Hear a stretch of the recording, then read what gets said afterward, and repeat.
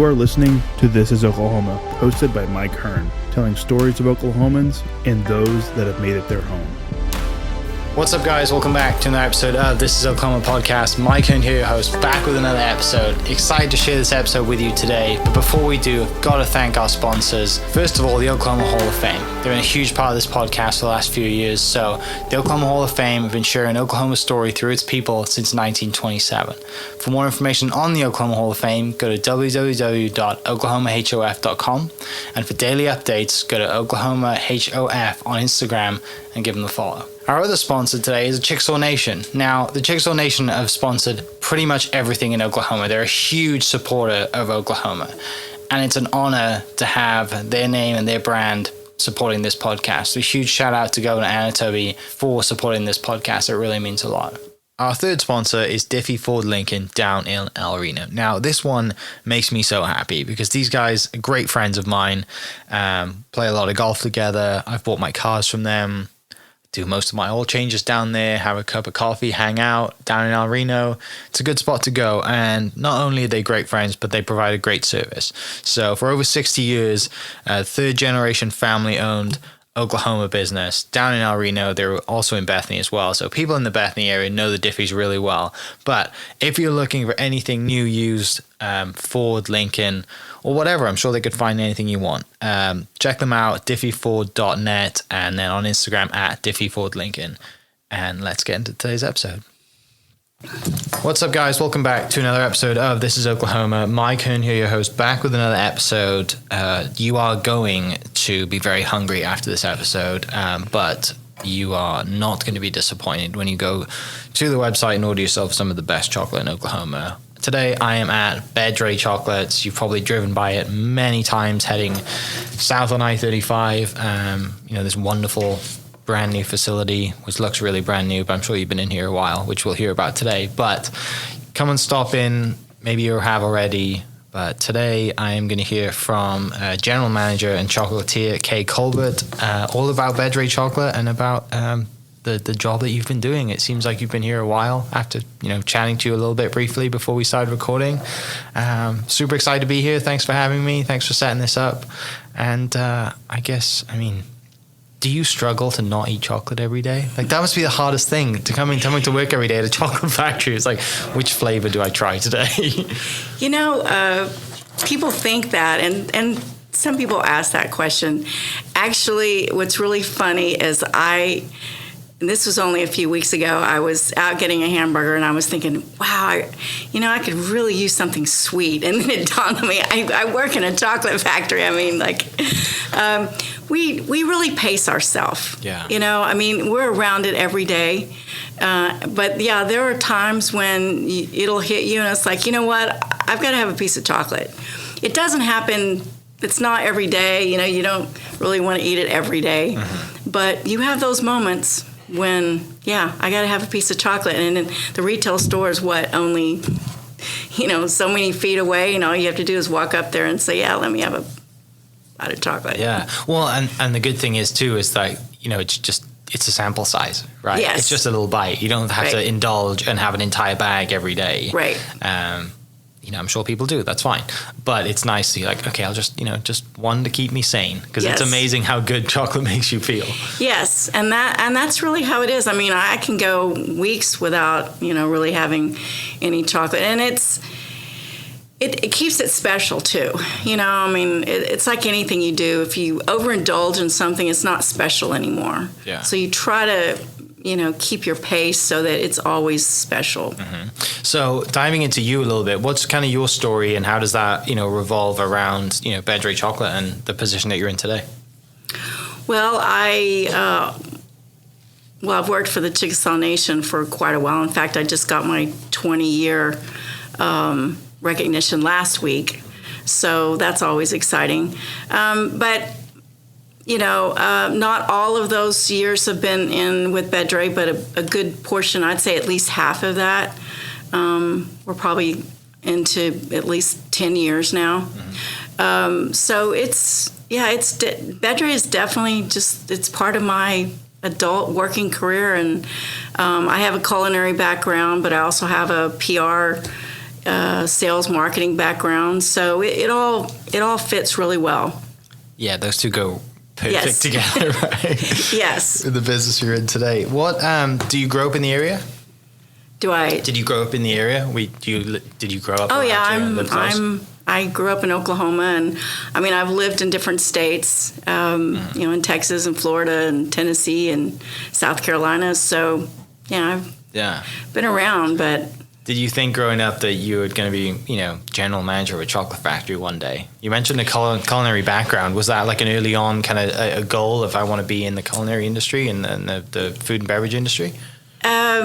It turned into that when I went to culinary school, and I had to really think about that when I started culinary school. So I was in Florida at the time, in Miami, and because I love cooking, obviously, and it's kind of like eating the chocolate. I thought, I love cooking. Going to school is going to make it more of a job, and then it's not as pleasurable as it is just being a cook.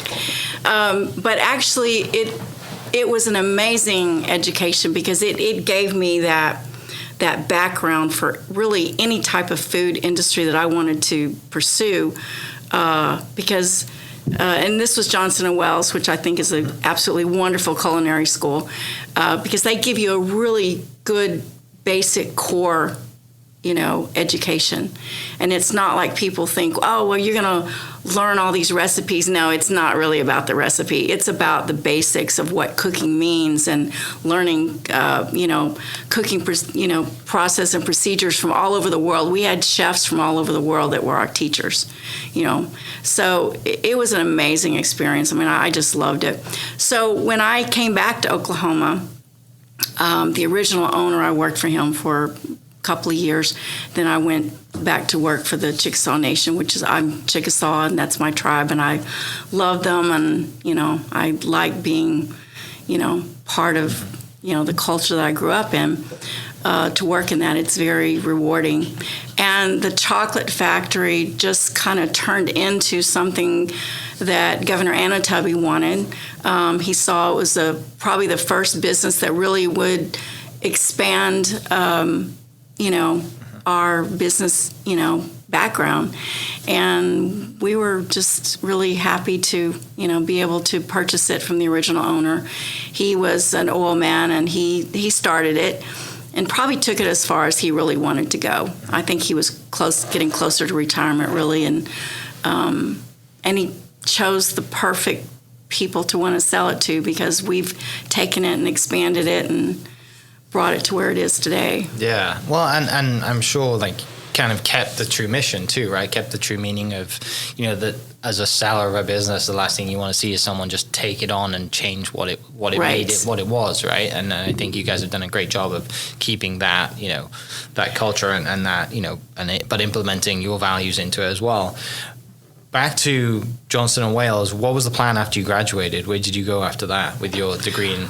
Well, I really was looking at, I really didn't know, to be honest with you. It's just something that I loved. And I really thought it would be more into catering. Mm-hmm. When I came back to Oklahoma, I was looking at, I wanted to continue maybe working in different industries. And believe it or not, I was actually looking at, meat packing places, Mm-hmm. Unfortunately calling it slaughterhouses, but I mean, I wanted to see that process. Beef industry, yeah. Right. Mm-hmm. And by the time I got back, most of the smaller companies around that did that, they had all been kind of moved into larger companies. So they weren't really around. And it was actually my brother that said, we got a chocolate company. And I'm like, you're kidding, really? You have a chocolate company in Ada, Oklahoma? He said, yeah. So I went and talked to the owner, and he was like, I think he hired me right on the spot. So it was an experience. I mean, I got to work with him and his vision. And then, when it came back around for us to have the opportunity to buy it, Governor was very excited about it. And that was the excitement, that we could take a product like chocolate and manufacture it and bring it to where it is today. And there's so many more levels of this business that I think we'll reach. in the future. So it's exciting. Yeah. So, you have the fortunate kind of position that you were there before it was purchased by the Chickasaw Nation, right? So, and you get, the original owner and get to see that. What was that like? What was that process like of, going through that, and also being, Chickasaw Nation is your tribe, and just that whole, it's just all comes together, right? Like, you probably couldn't have thought about this in any better way. No, it's it's sometimes you look at life and you think, well, things happen the way they're supposed to happen. And that's really how it was. And it was my background, my experience with Bedre, but it became such a huge part of the tribe. And when you look at even our packaging, for example, and I know it's probably something you'd ask later, but it kind of works here. When we started redesigning all of our packaging, our basis is to look at the culture and our artists. And while we didn't draw on any one particular, artist, we did look at, what was the feel of the designs. And so we incorporated that into all these new designs that you see in the packaging. And it's just so, it's like it just works with our culture. And I could go into the spiel about, and I do often, about how we've actually taken chocolate back from Europe and brought it back and saying, chocolate really originated in the Americas, and Europe kind of took it and added milk and sugar. But we're going to claim it. We claim it back to be part of the Americas, So we got time. I want to hear that story. Because a lot of people, I'm from the UK, right? So I grew up, and I remember, going to the Cadbury factory, right, in the middle of England, and, going there, and then I think we'd go there for Christmas maybe as like a kid's tour, and then you'd get like a gift box to go away home, away with and home with, and it was obviously all varieties of chocolate in it. I think, you can do those tours. I don't know if the same factory is still there. I just remember as a kid, but, you come over here and I'd go and eat, chocolate off the shelf or whatever, and it would never taste the same because the milk's different, right? And there's so many different things that make chocolate great. And like you mentioned, you go to Europe and there's even more milk in it, and all of that creamy kind of taste. It's a lot different, and a lot of people do say, right, the best chocolate comes from Belgium, so they say, right? But it's. I don't know the history of it, so please dive into it, because I'd love to know. Because I mean, I'm reading ancient tradition, modern flavor. That's it goes back a long time. Our adoption of the history with chocolate is, there is that level, that stage of perfection with Europeans taking and adding the sugar and all the design and everything. When you go back to the Mayan culture, that's where. And I have visited, Mexico and the Mayan history with chocolate making and all that, and it just amazed me how much it reminded me of my own tribe because of our culture. I mean, you have the food, the dance, the just the way of life, and it so mimicked each other, and it felt so much like home, honestly. And chocolate was a trade good back in the Mayan days, and so it only stands to reason. We would say is, you can see how chocolate would have traveled up through Mexico and continued to be a trade good. Yeah. So, we won't dive into it because I could talk about it forever. But I've just watched a Netflix documentary called Ancient Apocalypse, with a guy from the UK. His name's Graham Hancock, and he dives into, and he has this theory that there was a lost civilization hundreds of thousands of years ago, and ancient and technology and all this stuff, and dives into all the pyramids, and it is fascinating. It is can be very tinfoil hat. You get in the weeds, but you're right though. When you go back and you talk about trades and chocolate, it's now we see it as gifts, right? You usually give someone chocolate for all sorts of reasons. But yeah, I mean, everything was a trade back then, right? There's a lot more trades done. Right. Yeah, and if you visit the Mayan museums on chocolate in Mexico, I mean, they actually have a whole section where they'll show you how many chocolate beans you could trade to get a rabbit, how many chocolate beans you could trade to get, other things. So that was really, it was amazing to see. But I also got to, visit a chocolate or a cocoa tree plantation. Mm-hmm. Now, our chocolate, it is, we have a sustainability program with our chocolate. It comes from South Africa. So we'll never get away from our European connection with chocolate. But we can't grow cocoa trees here. Yeah. So we have to get it from Thanks somewhere. For Oklahoma weather. Yeah. So we have to get it somewhere, south of the equator. And, but the company that we buy our chocolate from, their sustainability program is second to none, I think. They are very involved with the farming communities, and we pay a higher price for it, so the farmers can get additional, bonuses in addition to getting, more than a fair wage. So we're really happy with that program. And as we launch this sustainability, that may be further what you were going to ask, but as we launch sustainability more for the public to know about, they're going to be able to see more of those farming communities, and we're going to feature different people, and it's going to be really exciting. Yeah, is that then for people who are just completely unaware and probably isn't at the front of their minds when they think of chocolate and Bedre, is sustainability quite an issue then in the industry, just in a whole? Industry? It's becoming more and more of an industry. I mean, we switched back in 2017 just because, chocolate, if you just bought chocolate, and you can buy it at a much lower price, but it's you don't really know where it's sourced. So what they do is they'll bring chocolate to the market, and you'll have a certain flavor, I guess, but it could be chocolate beans from all over the place. Gotcha. So you don't really have any connection back to the farming community. Mm-hmm. So now we do. We know the chocolate is coming from these specific farms. We know we're contributing to their ability to stay and keep their culture in place with, chocolate growing. The company that we buy our chocolate from also helps them with farming techniques, new things like that. All these bonuses that they get, they help them build, hospitals and put in water systems. And so you've got that part, which is the social part, but you also have the benefit of better growing techniques to save, water use, to save on, just promoting growth and, Earth Day and trees and water. So it all kind of comes together. It's exactly where we want to be. Yeah. If we're going to make a product, we want to know that we have.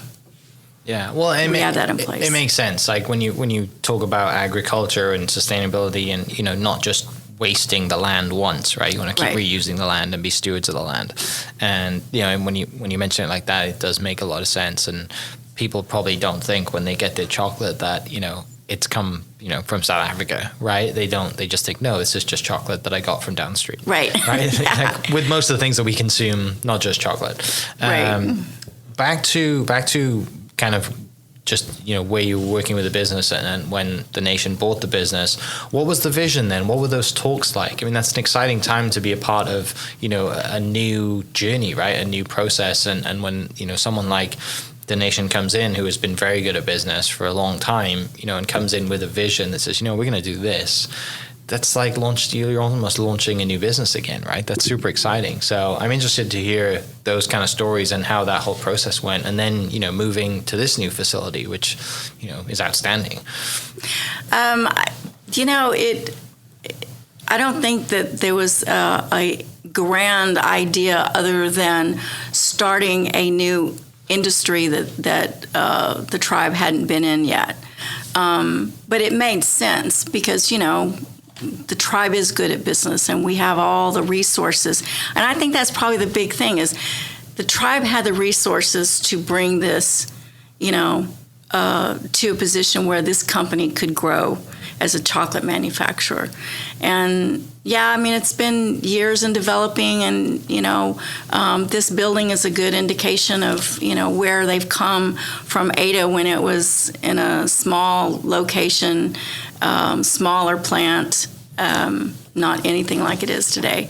So it was a step-by-step build out, and I think from that time that we bought it, I think mostly it was just acquiring this company, and from that point on, it's really the sky's the limit. Yeah, because chocolate goes with a lot of things. Right. I mean, who doesn't love chocolate? Okay, somebody might not love chocolate, but it's going to be very few people. Yeah, when you move to and you put your, you put your PR brain on, right? You put your PR hat on, and you think about how creative you guys can get with, not just new technologies and new processes with the chocolate, but, all of these products that go great with chocolate.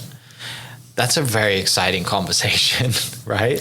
That conversation, we have more ideas than we have time to do, to be honest with you. I mean, it's, stuff comes up all the time. Products that we can make, and we've made a lot of different products. Manufacturing anything, but in particular chocolate, the equipment you have will dictate probably what, the perimeters of what you can do. And right now we are investing in more equipment, and it's going to expand our ability to make more things. That's probably the first big step to the company really taking off and growing in other directions. But we still have our handcrafted, our enrobing side, which is very popular, and that's where we've done some amazing product that we never could actually bring, to the public in that way. Some of it would just be a little too labor intensive, but if you could try some of those products, it's like, oh my gosh, if we could just figure out how to get this done, it would be amazing. Yeah. So we never run out of ideas. Yeah, that's the beauty of working here, right? It's like, look at what we did in the lab today, right? Look at what we did in kind of the back room, that we came up with this idea, and the chocolatiers back there are working their magic, and but you can't make it mass produced because it doesn't make sense yet, right? Because either you don't have the technology, or you don't have the machines to do it, right? But it's possible, which is a tease, and it's tough at that point, right? Yeah, that's probably the toughest thing, is knowing that we have these really great products that we can't really launch yet. And that's probably a good point, is that to say that we can't do it yet. Not that we won't do it, but all those things are still on our list. Yeah. I mean, they may just carry over year to year, but some of them do start to, hit a little bit higher up on the, the idea chain, and then eventually they'll come out. Yeah, that makes you want to come to work every day, right?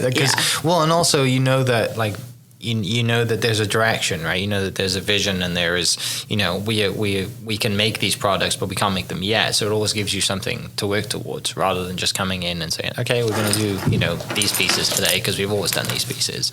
Like you're always thinking. Yeah, and it does. I mean, we always have to be 5 years ahead in our brain. Yeah. Because it's like what we do today. We're looking at how are we going to incorporate that. Anytime you launch a new product, we just launched all the different chocolate flavors with nuts, and whether it's pecans or almonds or cashews, and we're even doing pistachio and cranberry, and we've had those in the chocolate case in the retail store for years. But we just finally got them in bags, so you can buy your favorite, chocolate bark online. Yeah. So that stuff is always there, and we will get to it. Yeah. But it takes a while. It takes a good year to launch a new product, sometimes longer than that. Mm-hmm. Yeah, that's the tough part, right? Because you've got to be super patient. Because in your head you're like, the world needs this. This is going to dominate as a product. This is going to be really successful, but it's not ready yet, you know? Yes. Or the chocolate's ready, but everything else isn't ready for us to launch it the right way. And that's that's frustrating because, like I said, there's things that we've wanted to do that it's still there. It's on the list. You mentioned, like being 5 years ahead and planning towards that. And, that's if you're consistently growing as well, I assume in the chocolate industry and in the manufacturing industry, I think in general, is you get capped, right? And the size of location and technology and the machines that you have. And you've sort of got to take a step back, shut down, invest in everything. So the balance sheet doesn't look good for a few months because you've been shut. But then when you reopen with maybe a double the size of the facility, it's full steam ahead, right? And those jumps, every 3 to 5 years or maybe longer, the significant jumps, the growth scale doesn't just look like it's skyrocketing to the sky. It's like up, flat, maybe down a little bit, and then back up a lot, right? That's the tough part about being a general manager and planning towards that, because you've obviously still got to be profitable. But shutting down is a scary thing to do as well.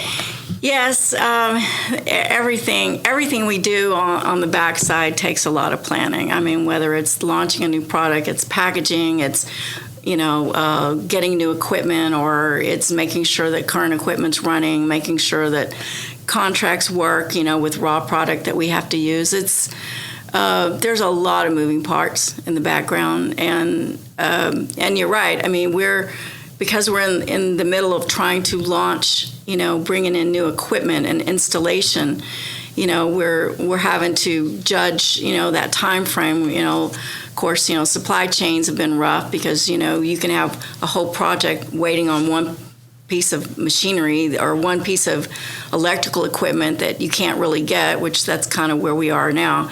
So now we're pushing months into the summer, which is still a good time for us to, do an install, but that's windows quickly closing because after July, or when July rolls around, we're looking at Christmas and we're trying to, push our production to, get everything for Christmas. So that's out. I mean, we can't do anything when the Christmas season really hits. And we're always in Christmas for the most part. As soon as Christmas is over, in January, we start talking about Christmas for next year. Yeah. And it literally takes that long to get things together. And really, and that's saying that most companies are really 2 years out. So, we keep getting further and further earlier every year, but, we need to start probably even the fall before for the following Christmas. So it's a lot of forecasting. It is. Right?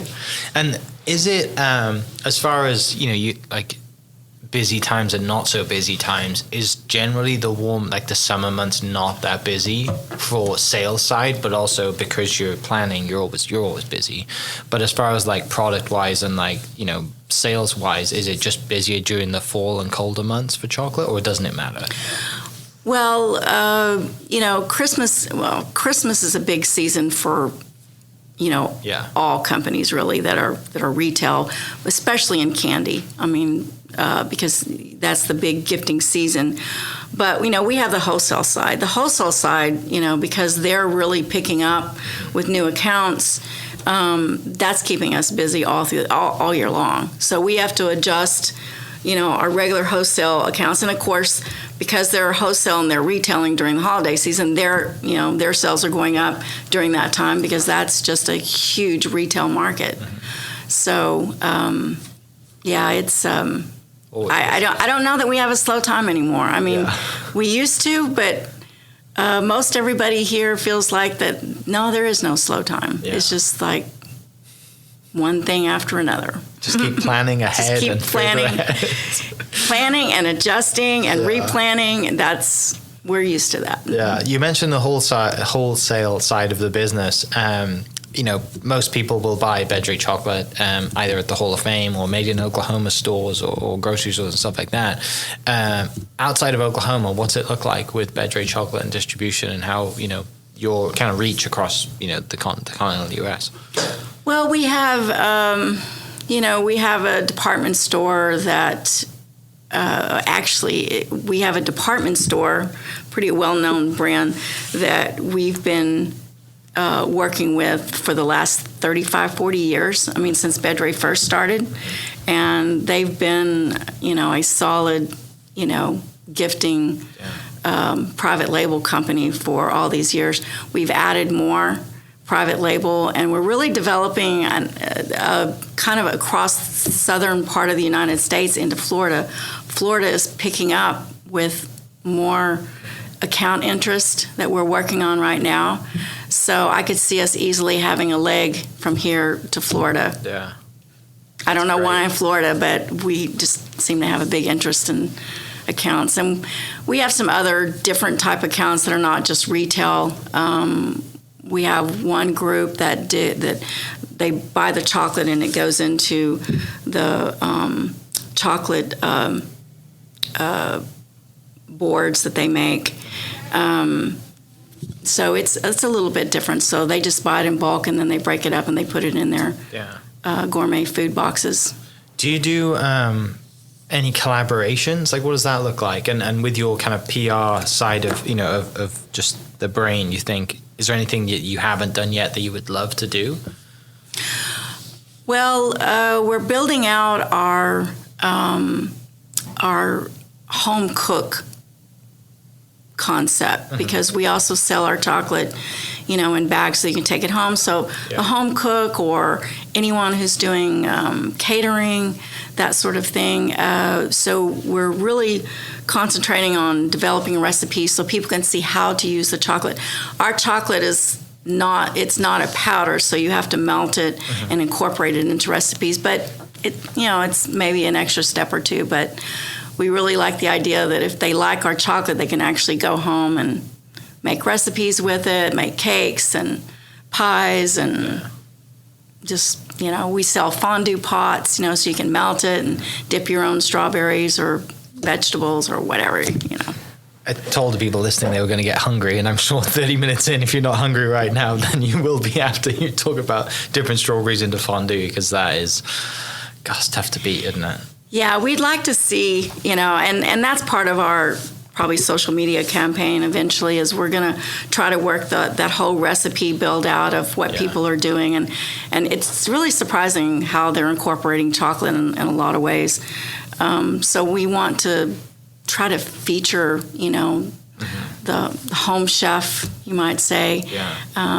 So that'll be coming.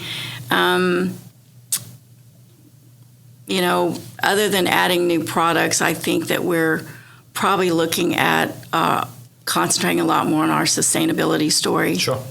And featuring that in the background.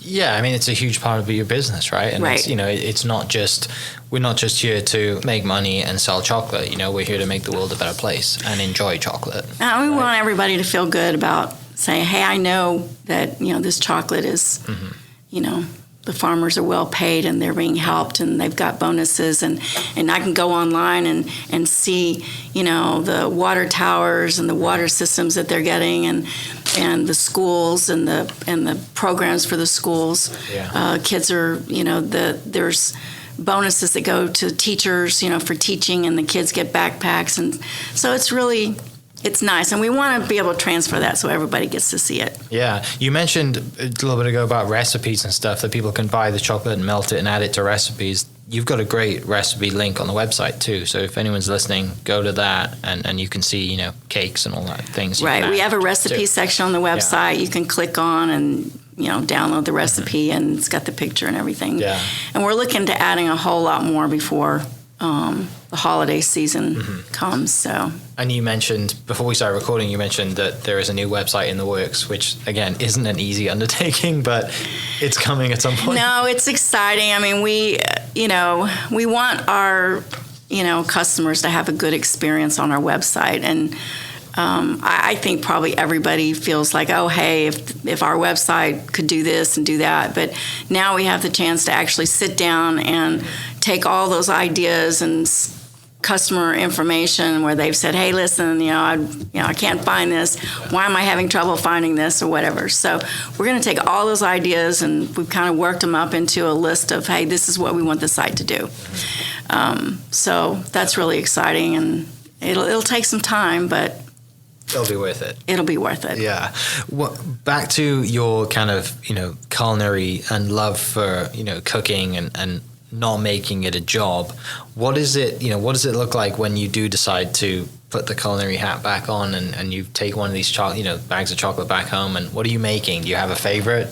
Do you have a staple that you make for every certain holiday? Or, what does that look like in the kitchen back home? Well, chocolate cake is a big popular, request. Everybody in the family just loves the chocolate. Everybody has a certain, like my husband likes this, my daughter likes this, son likes this. And so, I try to keep them supplied with chocolate. I forget a lot of times when I have to go to meetings and things, because we're around it all the time, I forget to take it with me actually. And the first question is, didn't you bring any chocolate? And I'm like, oh my gosh, I completely forgot to bring chocolate. So I try to remember to do that. During the summer, it's kind of hard to drive around with chocolate because it does get really hot. But I try to remember to do that. Mm-hmm. But we do a lot of gifting too when it comes to helping people with fundraisers and things. I know that's probably getting off topic. Back to my home experience. What's really, and it's just, I sometimes forget how good our chocolate is. I don't know if that's possible, but I can be home melting chocolate to make something, and you stick your finger in there, and it's like, oh my God, this is like so good. And I've done that so many times. Like, why does that keep surprising me? It's not a surprise. The chocolate is good. Mm-hmm. It's amazing, and I don't know. Yeah. It's just me, I guess, but I just like, okay, why does that surprise me? Yeah, you're desensitized to it because you're around it all the time. I guess that's what it is. You have the standard now of like, this is the best chocolate, it's so good because it is. And then you go, like I said, you go a while without trying it or you taste it, and then you get that reminder again, like, oh yeah, we are really good at what we do here. But and I think that it does create a different standard for you. Like our chocolate is the base of everything that any other chocolate that you get is the standard. Ours is a standard. Does it measure up to our chocolate? And most of the time, I don't think we've ever had any that does. Yeah. So. Yeah, and the good thing is you can keep kind of testing other people's product, right? Like, and we do. You have to stay competitive, and you have to, this is a very kind of competitive industry that you're in. And, yes, you're going to have those people who are brand loyal to Bedre. But reality is there's, it's very easy to just go into a gas station and pick up something else, isn't it? And that's, you as a consumer, you have that luxury, but then as a manufacturer and someone who's in your position, you have to constantly keep evolving and moving and producing the best chocolate you can, which seems like you do a great job of it. Well, we're definitely very proud of the quality of our chocolate, and when you talk about the culture, we were talking about before, with our tribe and having that connection to chocolate with the Mayan history and the whole South America, where cocoa trees originated. There's just a sense of it makes sense that as a tribe we make chocolate, because as a tribe, we have a history of being close to growing food, making food, and it just all blends in perfectly together. Yeah, it's great. I have to say that, and I feel sorry for every other chocolate company because they don't have that. We're the only ones that have that connection to say, I get this. This like works perfect with who we are. I mean, it's like we have a starting point. Mm-hmm. Yeah, well, a starting point and something that kind of roots you in this is what we do and why we do it. Yeah, right? And it fits our culture. Yeah. You mentioned a little bit ago, talking about gifting and kind of, gifting to education programs, health programs, and it's something that's on the website as well. Tell me a little bit more about that. What does that look like in helping people raise money, through gifting chocolate and stuff like that?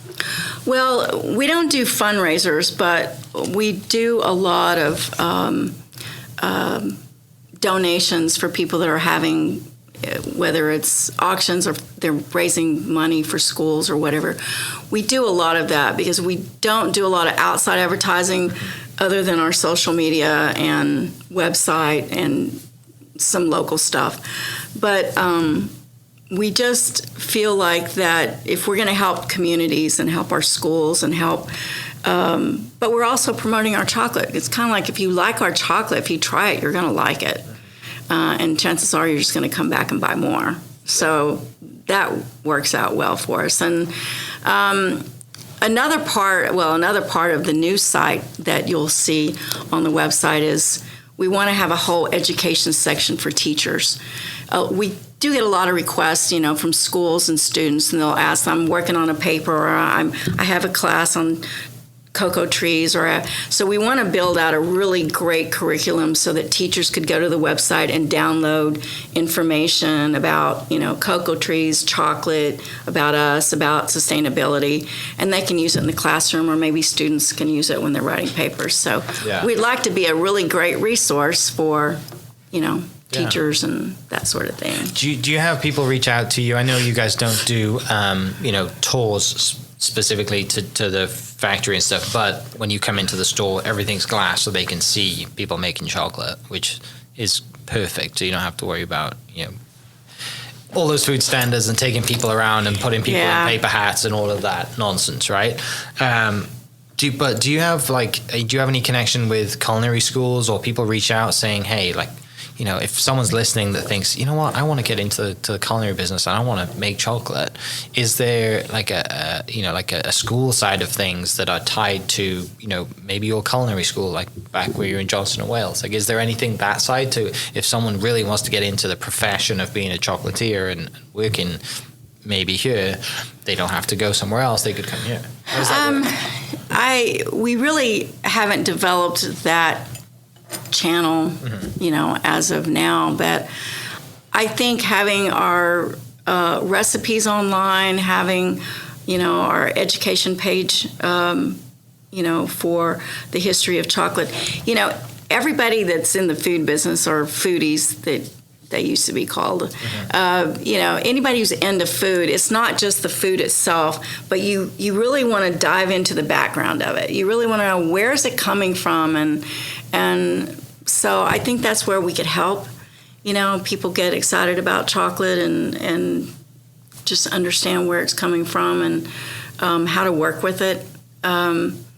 We'll have more videos and things. When you're working with, pure chocolate, it's just a little delicate because it has to be tempered at a certain degree and to be able to mold and things like that. So, and we'll probably have some more products that we can put online so people can melt the chocolate and make some molded chocolate at home. So we want to do that eventually. Yeah, the artistry side of, cake making, or, some of the things you see people make cakes into, and you're like, how is that edible? And they're like, no, it's a cake and it's chocolate and all, I saw the other day, I think probably on Instagram or something, somebody made like a fully working fire hydrant out of chocolate, and they opened it up and milk came out of it. And I'm like, this is incredible. Like, how do you do that, right? Like, that's what, that's the creative side of things that, when the factory's shut to the public, the chocolatiers are like, okay, now we can have some fun and we can make whatever we want to make back here. Yeah, I mean, that's kind of been on our list, is how can we do some sculpting out of chocolate. It's on the list. Yeah. Yeah, because then, it's going to take some time. You make a replica of the warrior that's right outside. Yes, out of that chocolate. Actually has been talked about. Little, and they could be little, 6-inch type figures, or they could be 6 feet type chocolate figures. Yeah, that would be really cool to do that. It would be. Yeah, that's the exciting side of, you probably forget sometimes, like, okay, we actually got to run a business here, but part of us wants to just forget about the business right now and actually be creative and sculpt something out of chocolate. Yes. Yeah. That would be awesome. Is there anything that not is there anything? What's the biggest misconception about Bedre chocolate or just chocolate in general that people might not get or people are surprised about when they come down here?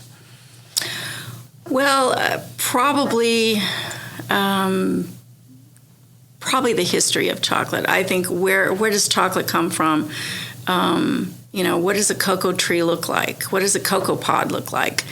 It's interesting to note, and it was always surprising to me that, when I went to Mexico and actually got to see a cocoa pod when it gets split open and the middle of it is white. It has little nodules in it. And, you can pull it out, and it's kind of like a fruit tree.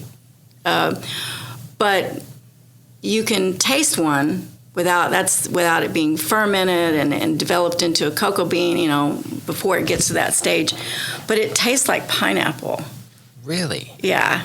I mean, I actually was able to get one back in my management team, and I was able for them to try it, and it was amazing. But yeah, it tasted like pineapple.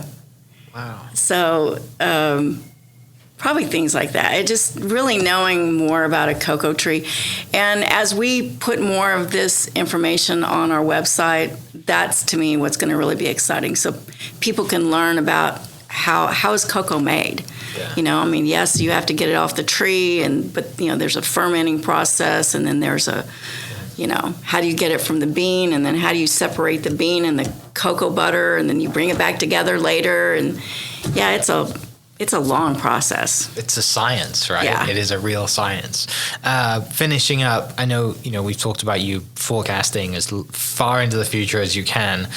What are you excited about other than new website and, new, equipment coming in that electrical we're waiting on, right? It sounds like. I think that our installation of new machinery is going to be really exciting. It's going to increase our capacity probably tenfold, and that's really going to be exciting. It's just a more advanced machine. It has dual cooling units so that we can run a chocolate coating as well as a pure chocolate product on there.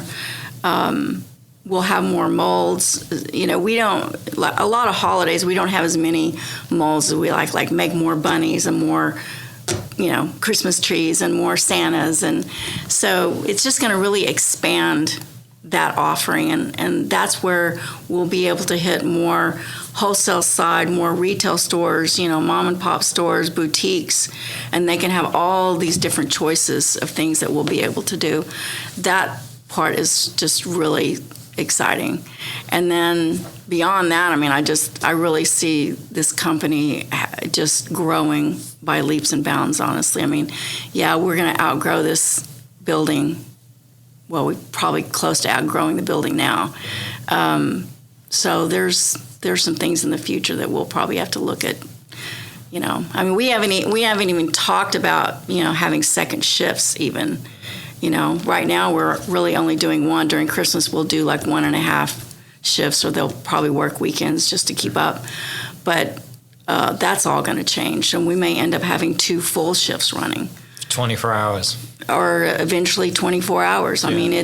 There's just no stopping to the growth that we That's amazing. have in front of us. Yeah, it's amazing. It's super exciting, and it's great for you to have been there before it was purchased, to see the growth, see the new location, and to continue that. It's being in the business and around the industry for you mentioned 20 years last week. That's a huge accomplishment, and I think it goes a long way to say that working someplace for 20 years speaks a lot about the place you work at, right? Like, not a lot of people can say, hey, I've been here 20 years, I love coming in every day, and every day is probably different. We have a huge challenge ahead of us, and we're going somewhere. Right? Most people do 20 years and they're like, get me to retirement, Yeah. But just chatting to you, I see the passion in the things that you talk about, and the way that this company is moving, and it's great. And you talk about spreading and going to Florida and other states, and it's the sky's the limit, right? Yeah, that's really our future. The sky is the limit. And we never did really touch on our team here. I think we did before we started. But this team here is very much like a family. I mean, they know how to work together. We've been through all kinds of different scenarios. I mean, they know how to rise up to a challenge and get through it. Yeah, that's awesome. Nothing better than having great work colleagues either.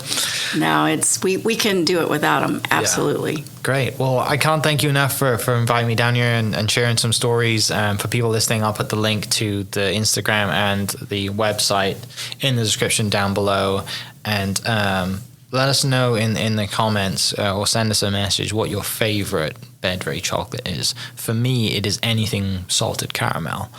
And I have to say caramel, not caramel, because that's a pet peeve of mine. But we have caramel. Yeah, there you go. Yeah, I don't know. I just get it. People say caramel, and I'm like, it's not caramel, it's caramel. That's how it's spelled. I won't dive into that because we could be here a lot longer. Well, we have it either way. We have caramel or we have caramel. Yeah. Is there an actual difference then? No. Exactly. Okay. You could have called me out then. You could have been, no, there is a difference. Like, oh, really? Okay. Yeah, this has been great. Kay, thank you so much for having me. I mean, congratulations on 20 years. That's a great accomplishment, and hopefully you celebrate with some personalized chocolate from the guys and girls in the back making stuff that people might see on the shelves in 5 years. Yes. Yeah. Well, we'll definitely have some new stuff in 5 years. So, Well, thanks for coming down, and yeah, this has been fun. Yeah. You're welcome to come down anytime. I need to stop off more now. But every time I travel to Dallas, I need to stop off and just grab something. We are definitely a stop with a lot of people that are traveling I-35. We have people that kind of standard come through here every so many months, and they say, well, I always stop. Stock up. Yeah, awesome. Great. For people listening, I'll put the link in the description, and we will catch you next episode. Cheers. Hope you guys enjoyed that great episode. Thank you so much for listening. As always, huge shout out to our sponsors, the Oklahoma Hall of Fame, sharing Oklahoma story through its people since 1927.